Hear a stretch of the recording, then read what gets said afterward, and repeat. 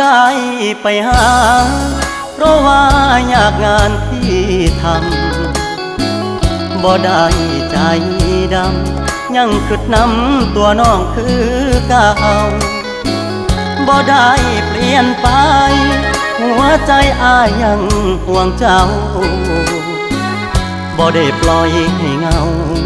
เสาร์อาทิตย์ติดงานโอที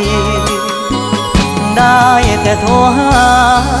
น้องคงจะไม่ว่ากันบ่เคยเปลี่ยนพันสัญญาหักมันคนดีบ่ได้กักมีกิ๊กบ่ได้หลีกสัญญาที่มีย้อนงานยุ่งอีหลีคนดีอย่าเครียดอายเด้อ